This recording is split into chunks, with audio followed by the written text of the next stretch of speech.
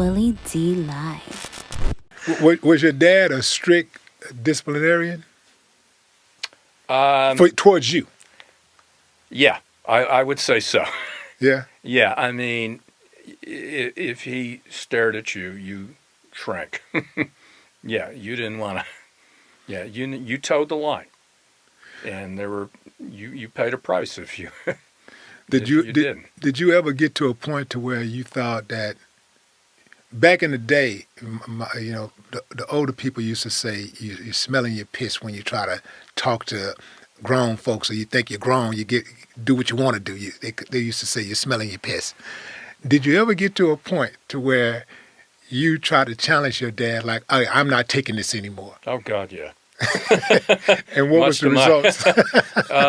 Yeah, I guess I was what you would call a smart, you-know-what. Yeah. I don't think I ever really learned not to, say some smart things back to him. But, I look back at it and it kind of made me, who I was. The fact that I was not afraid to challenge. And I just wasn't going to back down or cower to anybody. So he was a big supporter of mine. When I came to Houston, I didn't know anybody. I came here on a total lark. Seriously, I was supposed to be here for 6 months and then go back to school in Boston. And I came down in the summer of '79. I came down with a suitcase and had no idea. I was 19 years old.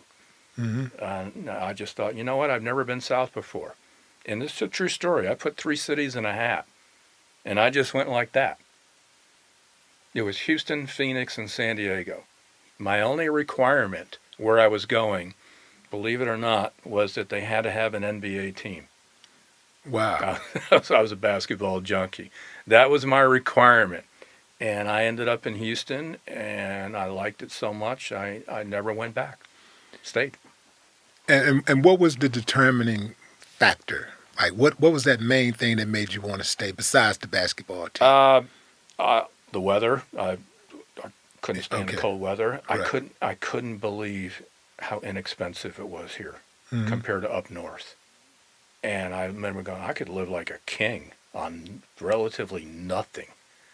And when I went to U of H and I transferred, and how much the tuition was compared to Northeastern and Boston, I mean, when I graduated from the University of Houston, I was still paying off a loan at Northeastern, and I self-supported my way through college. I worked my way through college, and you'll get a kick at how I ended up doing that. But I ended up getting a job with a company called Eastern Onion. Okay. Eastern Onion was a singing telegrams. Okay. So from 1980 through there's no footage of this. You won't find it. You know, that's what I'm thinking. In my mind, there's trust me, many people have tried to. So from 1980 to 1983, I was in a chicken suit. I was a pink gorilla. I'll show you pictures one day. I was a hula dancer with a grass skirt and coconuts. I had a pink tutu.